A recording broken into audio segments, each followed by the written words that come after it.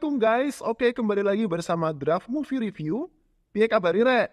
Terima kasih buat para penonton setia Draft Movie dimanapun kalian berada. Semoga kalian semua selalu sehat ya.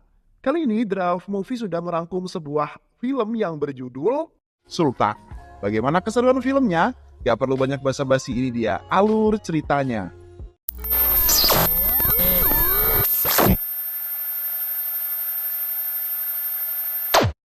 Cerita bermula di kota Madras pada tahun 1986. Kita akan diperlihatkan dengan ratusan preman yang sedang bersiap untuk makan malam.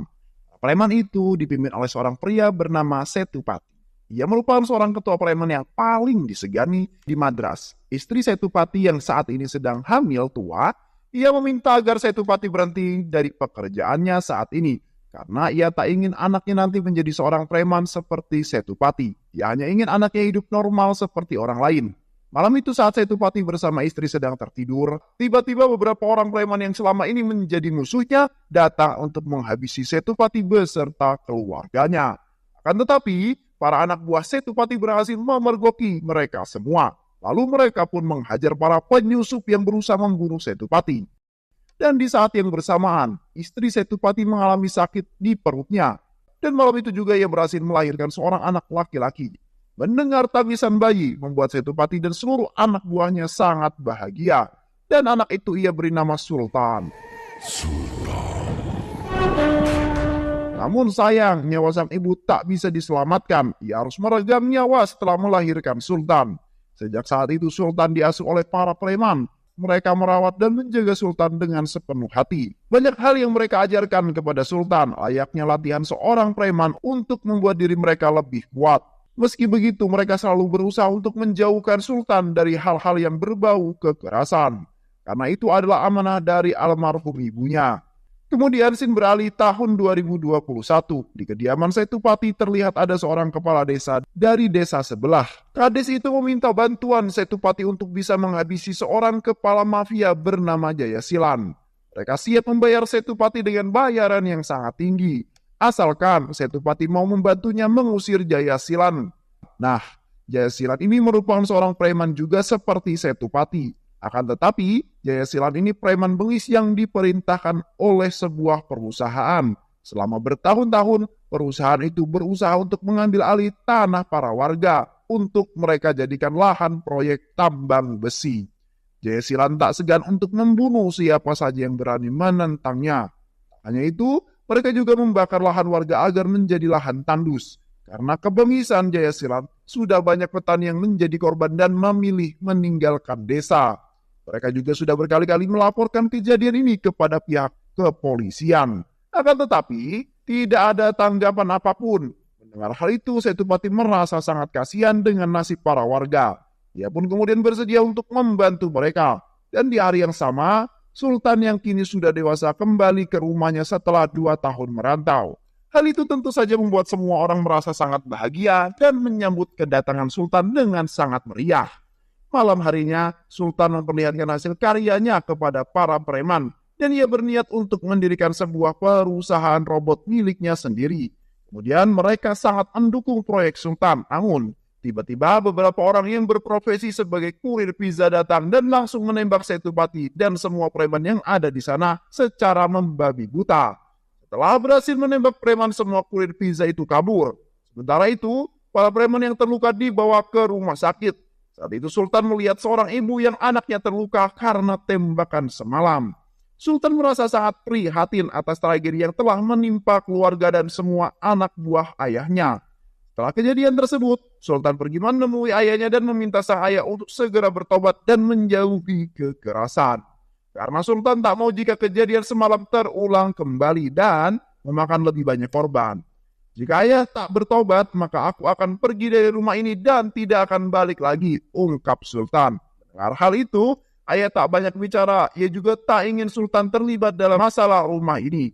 Setupati tak memberitahu Sultan tentang masalah yang terjadi di desa sebelah.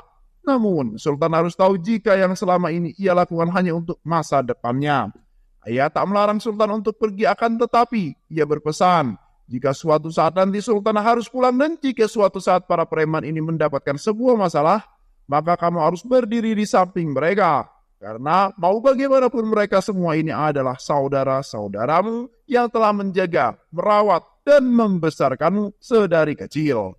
Namun, siapa sangka jika itu adalah percakapan terakhir Sultan dengan sang ayah. Karena keesokan harinya, ia mendapatkan kabar jika ayahnya telah pergi untuk selama-lamanya. Hal itu tentu saja sangat membuat Sultan dan seluruh preman sangat sedih atas kepergian Setupati. Tak lama, seorang pengacara kepercayaan ayahnya datang menemui Sultan dan memberitahu Sultan bahwa kejadian penembakan brutal yang terjadi malam itu adalah ulah anggota kepolisian. Mereka membayar 3 pembunuh bayaran untuk menghabisi ayah Sultan. Dan dalam waktu 10 hari, seluruh anggota kepolisian telah memerintahkan semua anak buahnya untuk memburu dan membunuh seluruh anak buah Setupati.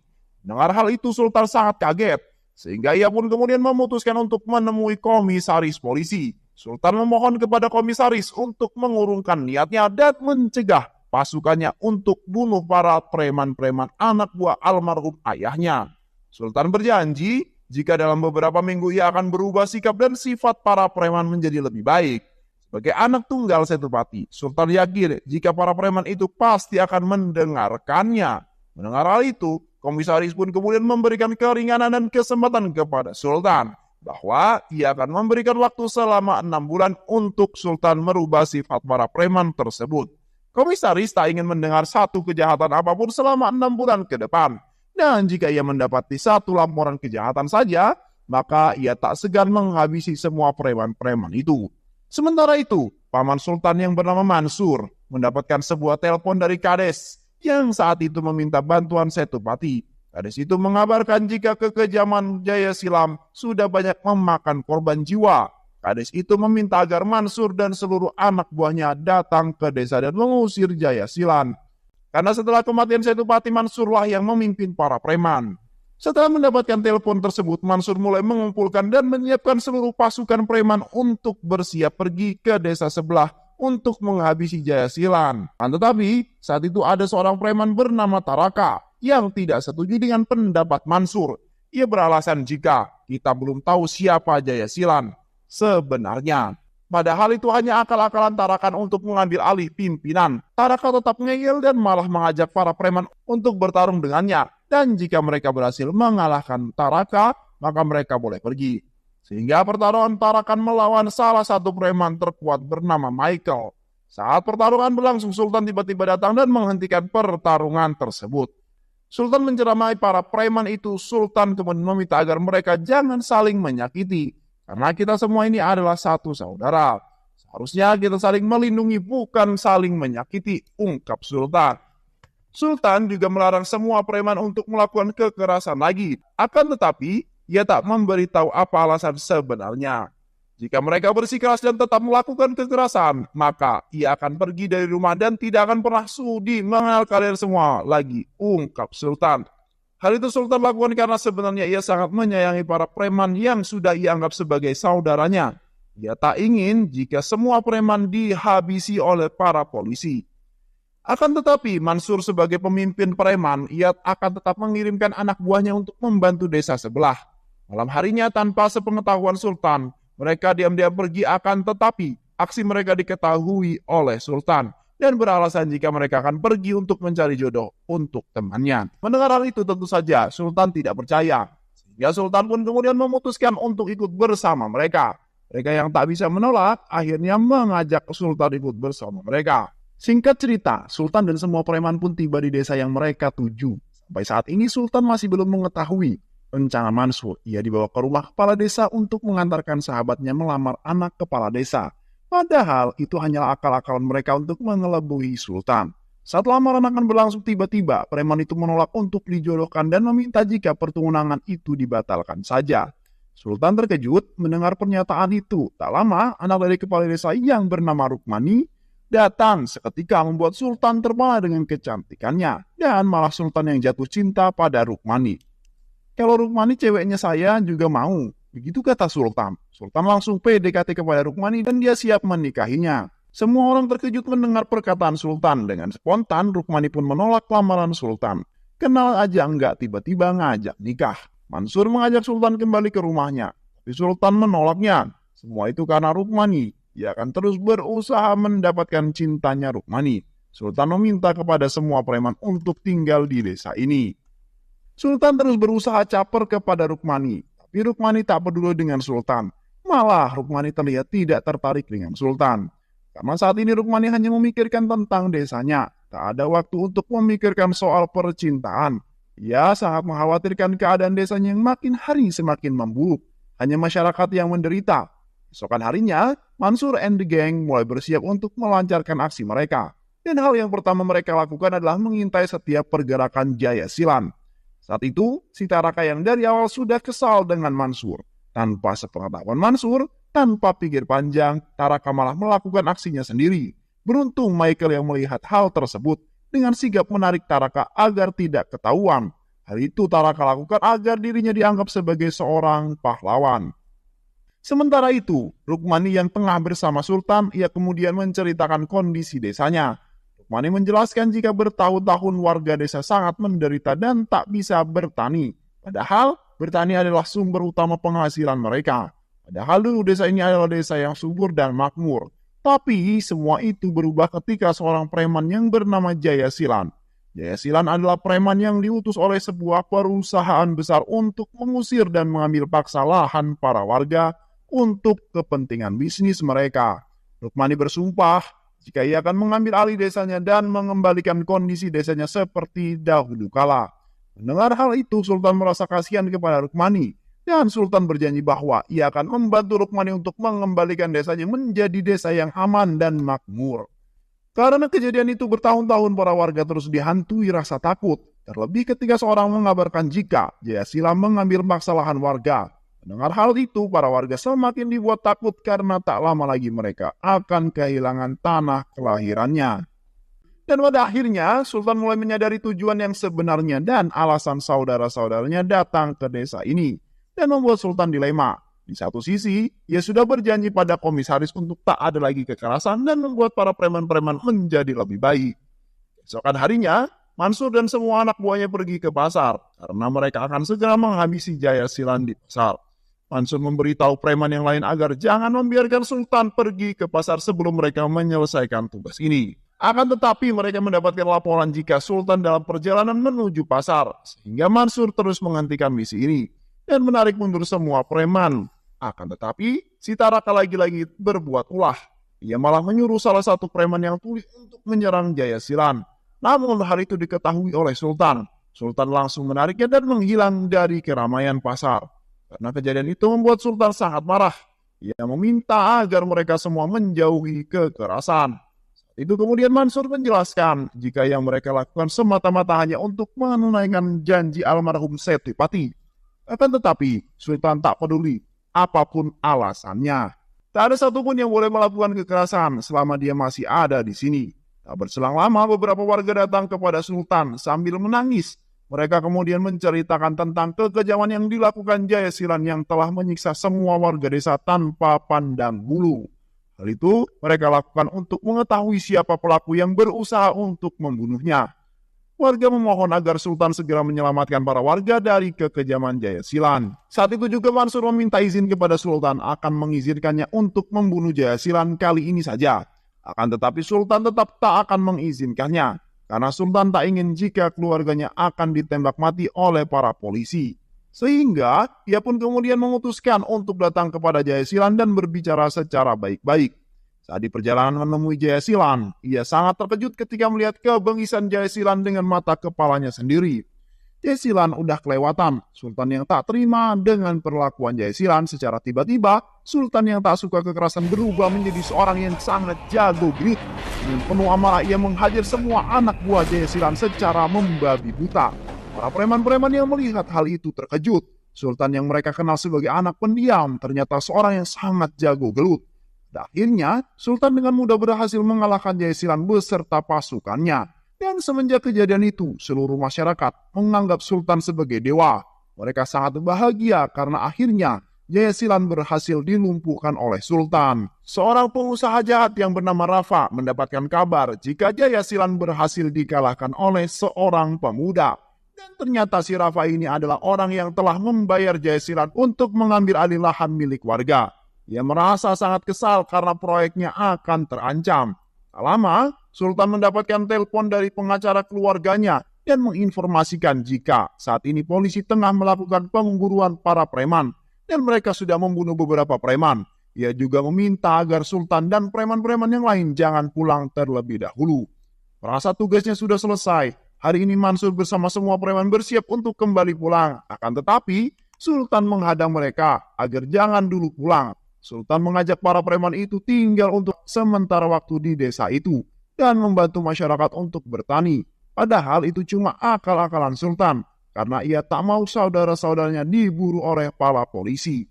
Sultan masih tak memberitahu alasannya kepada para preman, sehingga membuat semua preman itu merasa bingung dengan keputusan Sultan. Malam harinya, para preman-preman mendatangi Sultan untuk memprotes tentang keputusan Sultan. Mereka berpikir jika semua itu ada hubungannya dengan Rukmani. Mereka juga protes karena sudah bertahun-tahun mereka menjalani profesi sebagai preman, dan tak mungkin jika mereka harus menjadi seorang petani. Akan tetapi keputusan sudah sangat bulat. Ia ingin para preman itu tetap tinggal di desa ini dan belajar bertani selama beberapa bulan. Keesokan harinya, warga dikejutkan dengan kedatangan Rafa. Kedatangan Rafa saat itu hanya untuk menawarkan kepada Sultan agar Sultan mau menjadi anak buahnya dan ia akan membayar Sultan dengan bayaran yang sangat tinggi. Ia juga meminta agar Sultan mau melepaskan desa ini. Dengan tegas, Sultan kemudian menolak tawaran Rafa. Sultan meminta agar Rafa pergi dari desa ini sekarang. Jika tidak, maka Sultan akan menghajarnya hingga babak belur. Merasa sakit hati, Rafa kemudian menyewa beberapa pembunuh bayaran untuk menghabisi Sultan. Akan tetapi, Sultan menyadari hal tersebut. Dengan mudah, ia kemudian menghajar semua pembunuh bayaran itu. Sultan juga melakukannya dengan sangat hati-hati, karena ia tak ingin membangunkan semua preman-preman itu. Keesokan harinya, Sultan dikejutkan ketika melihat Michael yang sedang menghajar salah satu warga. Tanpa tahu sebab dan akibatnya, Sultan malah menghajar untuk memberinya pelajaran. Tak berselang lama, salah satu warga datang menemui Sultan. Ia sangat berterima kasih kepada Michael karena telah melindungi putrinya. Jika tak ada Michael, mungkin putrinya sudah diperkaos. Ternyata saat itu Michael mencoba mengajar pria yang mencoba memperkaos seorang wanita. Mendengar hal itu kemudian Sultan meminta maaf karena telah salah paham. Akan tetapi Michael hanya terdiam. Ia kesal karena Sultan tak bertanya dulu sebelum bertindak. Kejadian itu dimanfaati oleh Taraka dan ia menghasut Michael agar mau meninggalkan Sultan. Singkat cerita, akhirnya warga desa pun kembali bahagia karena tanah yang sebelumnya tandus kini mulai subur. Dan karena kejadian itu juga, para warga menganggap Sultan adalah seorang dewa. Karena hal itu juga akhirnya Rukmani mulai jatuh cinta kepada Sultan. Dan ia siap untuk menikah dengan Sultan. Lalu Sultan pun kemudian memutuskan untuk menjual aset milik keluarganya untuk ia belikan lahan bagi para preman. Agar para saudara-saudaranya terhindar dari kejamnya polisi dan terhindar dari kekerasan. Saat di perjalanan pulang, tiba-tiba mereka diserang oleh preman lain yang ingin membunuh Sultan.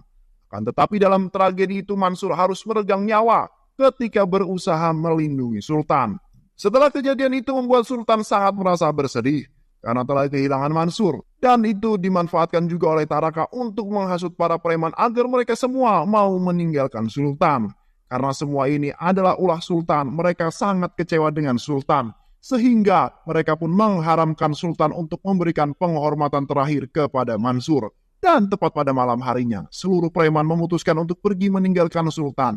Mereka sangat benci dengan Sultan. Rafa yang mengetahui jika Sultan kini hanya tinggal seorang diri. Setelah ditinggal semua anak buahnya, ia pun kemudian menyewa beberapa preman untuk menghabisi Sultan. Sementara itu, Yesilan yang masih hidup, ia bersiap untuk balas dendam. Keesokan harinya, warga yang mengetahui jika Sultan hanya seorang diri, ia meminta Sultan untuk pergi meninggalkan desa. Karena ia tak akan mungkin bisa melawan kebengisan Jayasilan. Hanya seorang diri. Warga tak ingin Sultan mati karena melindungi desa mereka. Warga sudah pasrah dengan keputusan Jayasilan. Akan tetapi, Sultan tak menyerah begitu saja. Mengingat jika ayahnya telah berjanji untuk melindungi desa ini. Dan Sultan siap mati untuk memenuhi janji ayahnya. Lalu, Sultan kemudian membuat sebuah rencana untuk menghabisi semua pasukan Jayasilan. Tapi sebelum itu mereka harus mengasingkan anak-anak dan semua wanita ke tempat yang lebih aman. Dan para warga pun kemudian mulai bergerak untuk mengungsi. Sedangkan para pria akan membantu Sultan melawan Jayasilan and the gang. Hingga malam pun tiba. Mereka semua sudah bersiap di posisi masing-masing. Dan perang hebat pun terjadi antara pasukan Rafa dan pasukan Sultan. Meski terluka parah, Sultan terus berusaha melawan para preman tersebut. Tak lama, Jaisilan and the Gang datang dan langsung menyandra Rukmani. Melihat hal itu, Sultan dan pengawal setianya yang bernama Gada terus menghajar pasukan Rafa, dan pada saat Jaisilan akan menyerang Sultan, tiba-tiba dari arah belakang terlihat para preman-preman yang sebelumnya pergi meninggalkan Sultan. Karena kini mereka sadar dan mengetahui kebenaran setelah bertemu pengacara keluarga Sultan. Mereka sangat menyesal karena telah pergi meninggalkan Sultan. Mereka juga meminta maaf kepada Sultan. Dan kini Sultan tak sendiri lagi. Ia dibantu para preman-preman yang telah ia anggap sebagai saudara-saudaranya sendiri. Pada akhirnya, mereka semua pun berhasil membantai Rafa dan seluruh anak buahnya. Juga berhasil membunuh Jaisilan beserta anak buahnya. Dan kini mereka semua pun dapat hidup dengan bahagia. Dan film pun selesai. Terima kasih udah nonton video ini sampai akhir. Semoga kalian semua terhibur. Jangan lupa subscribe, like, comment, and share ya. Pisang habis dimakan Kunti. Kunti dilepas banyak maunya. Salam undur diri dari Draft Movie. Dan terima kasih buat penonton semuanya. Draft Movie pamit. Sehat selalu. Wassalamualaikum warahmatullahi wabarakatuh.